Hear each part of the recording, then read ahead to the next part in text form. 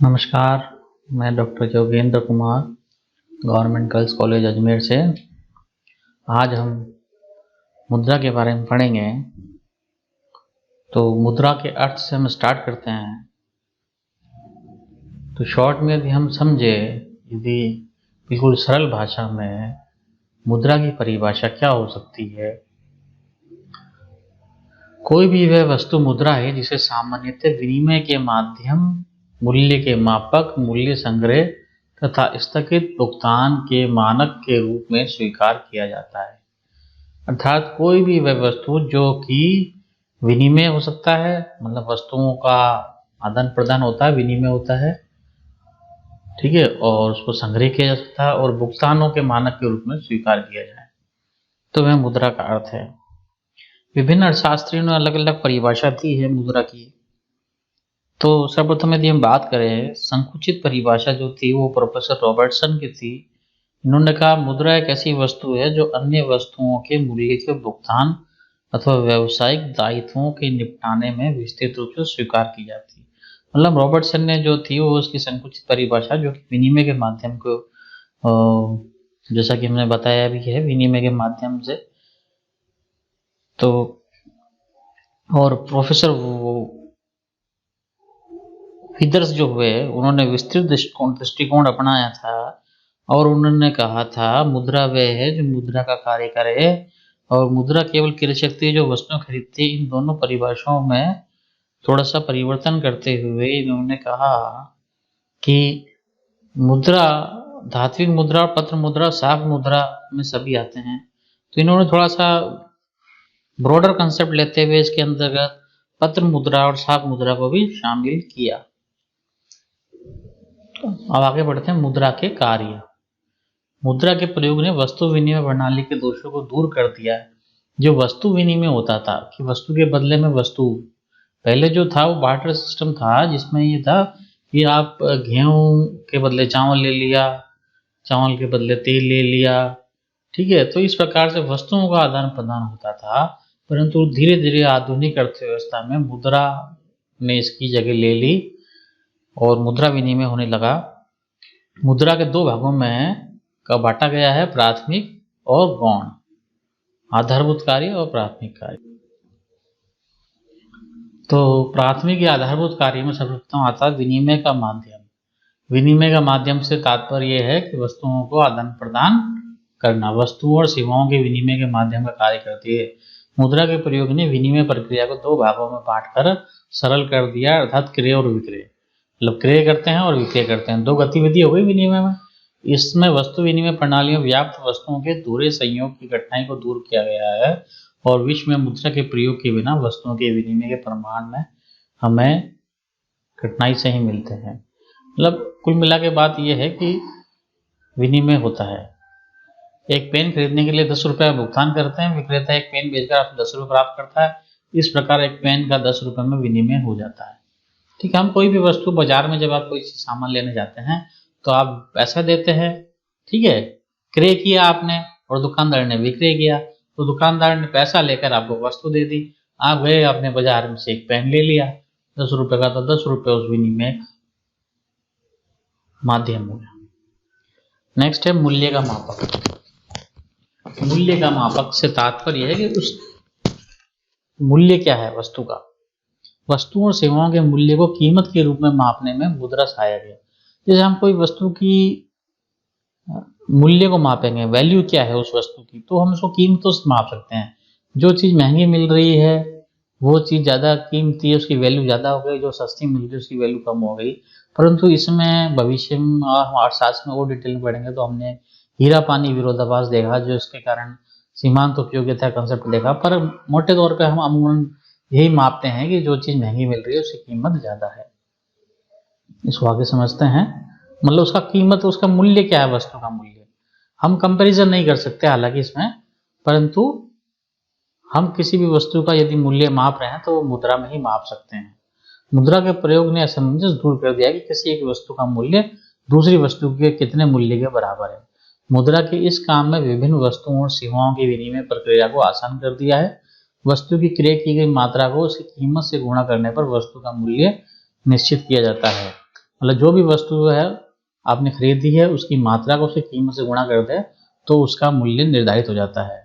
उसका तो कीमत मौद्रिक इकाई में व्यक्त की जाती है। जैसे कि एक उदाहरण है, चावल की कीमत 20 रुपये प्रति किलोग्राम है और एक बैग में 25 किलोग्राम चावल है, तो 25 इंटू 20 इंटू 25, 20 रुपये तो रेट हो गई और 25 उसकी क्वांटिटी हो गई, तो 20 इंटू 25 करके हमने इसको करा 500 रुपये उसकी वैल्यू आ गई।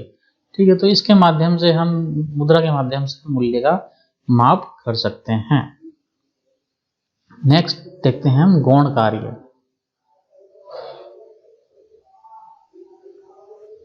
गौण कार्य, secondary functions of money.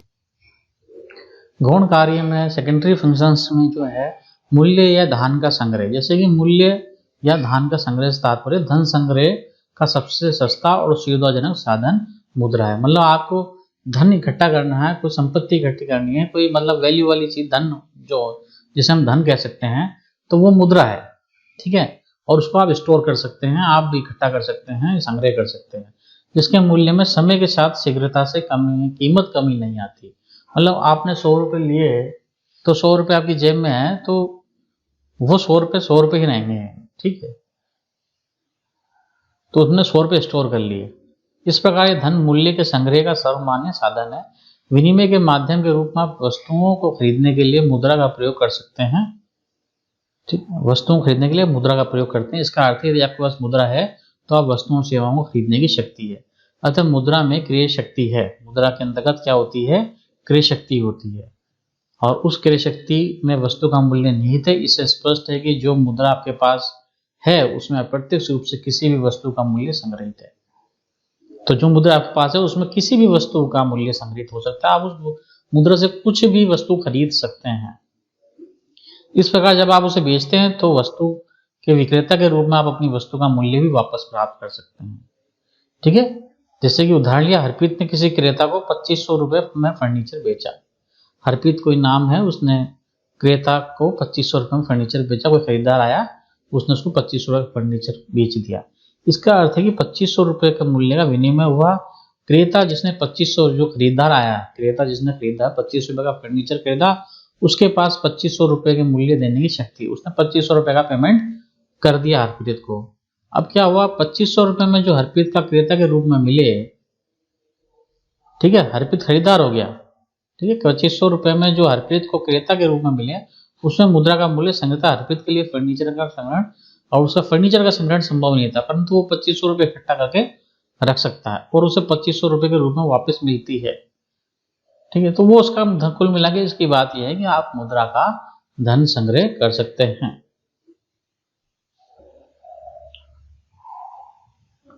Next है स्थगित भुगतानों का मानक। स्थगित भुगतान वे होते हैं जो भविष्य में देने का वादा किया जाता है। जैसे कि मान लीजिए किसी ने उधार लिया और भविष्य में वो देने का वादा कर देता है, तो कोई भी पेमेंट भुगतान होता है। ठीक है, जैसे मैंने कुछ सामान ले लिया और उसके बदले कहता हूँ 10 दिन बाद पेमेंट कर दूंगा, तो स्थगित भुगतान जो होता है उसका मानक स्टैंडर्ड यही होगा, भविष्य में देने का वादा किया जाता है। तो मुद्रा स्थगित भुगतान का साधन है, क्योंकि इसका सामान्य स्वीकार्यता है। मतलब ये सामान्य स्वीकार्य होता है, 10 दिन बाद भी देंगे तो उसके मूल्य में कोई कमी नहीं आएगी। इसका मूल्य तुलनात्मक दृष्टि से स्थिर रहता है, ये वस्तुओं के तुलना में टिकाऊ होता है। तो ये टिकाऊ होता है। ऋण और उधार में भविष्य में भुगतान के लिए मुद्रा को ही स्वीकार किया जाता है। समय बीतने के साथ वस्तुओं की कीमत घट जाती है, वस्तुओं की कीमतें तो घटती है, और वस्तुओं आवश्यकताओं के दोहरे संयोग के अभाव के कारण भविष्य में ऋणों के निपटान में वस्तुएं स्वीकार नहीं होती। तो इस प्रकार ऋण जो स्थगित भुगतान है उसका मानक होता है मुद्रा मूल्य का स्थानांतरण। ठीक है, मुद्रा का यह कार्य मुद्रा के मूल्य संग्रह कार्य से लिया गया है, और मुद्रा का प्रयोग एक स्थान से दूसरे स्थान या एक व्यक्ति से दूसरे व्यक्ति को मूल्य के स्थानांतरण के लिए किया जाता है। एक यात्री के रूप में जब आप एक स्थान से दूसरे स्थान जाते हैं तो अपने साथ रास्ते के खर्च के लिए, जहां आप जा रहे हैं वहां खर्च करने के लिए मुद्रा ले आते हैं। आप बैंक के माध्यम से भी मुद्रा का स्थानांतरण करते हैं। आजकल लोग अपने साथ ATM कार्ड ले आते हैं, जहाँ सुविधाओं वहां नकद पैसा निकाल सकते हैं।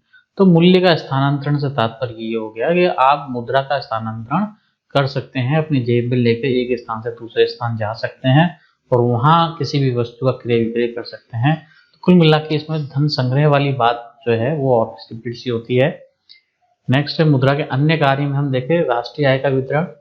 तो जो राष्ट्रीय आय का वितरण होता है वो उत्पादन प्रक्रिया में लगे हुए उत्पादन कारकों द्वारा आय सृजन होता है। जैसे उत्पादन की प्रक्रिया में उत्पादन के 4 साधन होते हैं, भूमि, पूंजी, श्रम, उद्यम। तो ये उत्पादन के साधन है, भूमि, श्रम, पूंजी, उद्यम। तो इनको क्या होता है, उत्पादन की इकाई में लगे इन साधनों में भूमि को तो लगान दिया जाता है, श्रम को मजदूरी दी जाती है और पूंजी को ब्याज मिलता है, और उद्यमशीलता एंटरप्रेन्योरशिप को लाभ प्रॉफिट प्राप्त होता है। तो यहाँ ध्यान रखने की बात क्या है, लगान, मजदूरी, ब्याज और लाभ जो मिल रहा है फर्म द्वारा मुद्रा के रूप में चुकाए जाते हैं।